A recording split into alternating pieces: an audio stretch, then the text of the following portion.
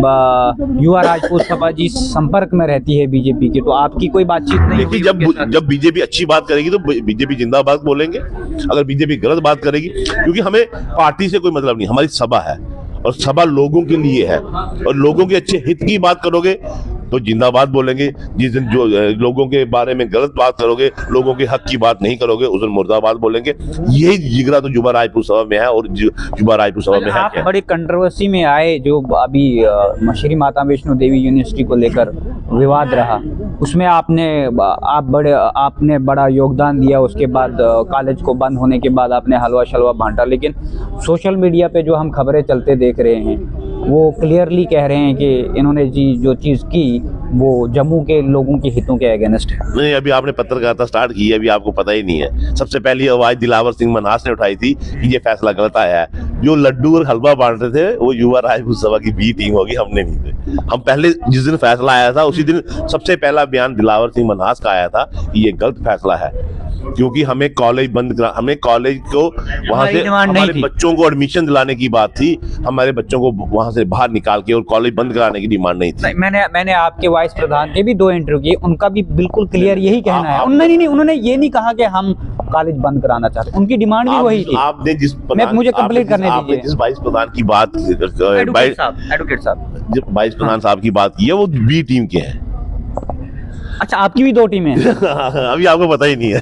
नहीं, मुझे नहीं इस बात का पता है कि आपकी भी 2 टीमें हैं, लेकिन उन्होंने भी ये डिमांड नहीं रखी कॉलेज को बंद करवाना है। लेकिन इस वक्त जो लांछन लग रहे हैं, बंद कराना हमारा मुद्दा नहीं था। हमारा मुद्दा ये था कि अगर वहाँ श्री माता वैष्णो देवी श्राइन बोर्ड में अंदर जितनी भी वो सीटें हैं वो युवा राजपूत सभा उस बात का ये रिजर्व हो जाए, और रिजर्व हिंदुओं के लिए रिजर्व हो जाए, हिंदू कोटा। बाकी 11 कॉलेज मेडिकल कॉलेज और है, वहाँ पे आप मेरिट बेस पे आए, आप वहाँ पे नीट के पेपर क्वालिफाई करके आए, वहाँ पे हिंदू आए, मुस्लिम आए, सिख आए, कोई भी आए, हमें कोई इतराज नहीं। और जहाँ पे हमारी आस्था जुड़ी है, जहाँ पे हमारे माता वैष्णो देवी का चढ़ावा का एक एक पैसा, एक एक वहाँ उस पैसे को यूज करके अगर वो यूनिवर्सिटी बनाई है तो वहाँ पे सबसे पहला हक हिंदुओं का बनता है, वो हिंदुओं को मिलना चाहिए। चलो उस बात को मानते हैं, लेकिन जब ये यूनिवर्सिटी बनी है, कल से आरटीआई की जो सर्टिफाइड कॉपी वायरल हो रही है, उसमें जब ये यूनिवर्सिटी बनी है, यूनिवर्सिटी बनने के वक्त ये यूनिवर्सिटी गवर्नमेंट ने रेजोल्यूशन पास करके बनाई है। और फिर वो अगर ये यूनिवर्सिटी, अब ये बातें आगे की, इसका इनाग्रेशन जो है एपीजे अब्दुल कलाम साहब ने किया है। बिल्कुल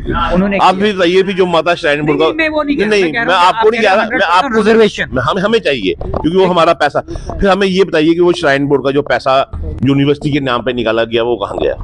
अगर गवर्नमेंट उसकी इन्वेस्टिगेशन के लिए कब आप, अगर गवर्नमेंट का पैसा लगा था तो फिर अब माता श्राइन बोर्ड का जो पैसा था, श्राइन बोर्ड का जो यूनिवर्सिटी के नाम पे निकाला गया था, वो पैसा किस खाते में गया? जो मेडिकल ये क्या बोलते हैं वहाँ पे नारायणा हॉस्पिटल करके है, उसमें भी जो पैसा कहते हैं ये घाटे में गया, उधर ये सारे का ये सारा जितना भी इंफ्रास्ट्रक्चर बना हुआ है, चाहे वो जमीन को लेके हो, चाहे इंफ्रास्ट्रक्चर की बात करें, चाहे उसकी बाउंड्री की बात करें, वो सारे का सारा पैसा श्री माता वैष्णो देवी श्राइन बोर्ड ने लगाया हुआ है। और श्राइन बोर्ड हिंदुओं का है और वहाँ पे पहला हक हिंदुओं का होगा, इस बात में कोई दो राय नहीं है।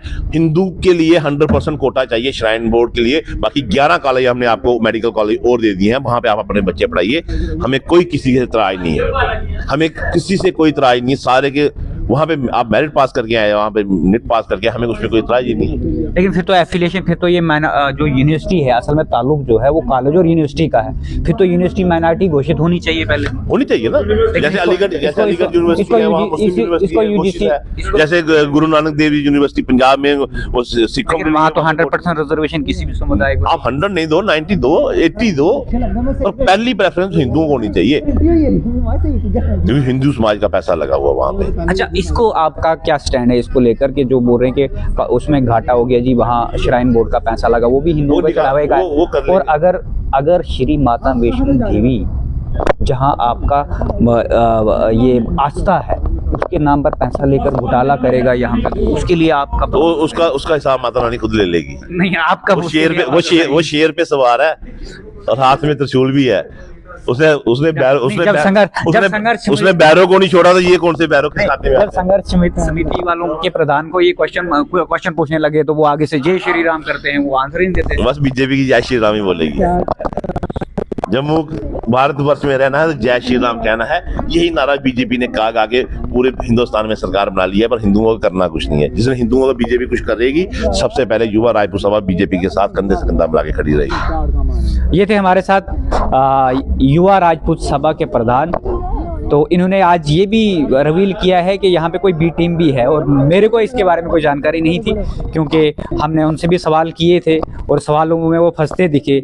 वैसे ही बजरंग दल से भी बात की, वो भी फंसते दिखे।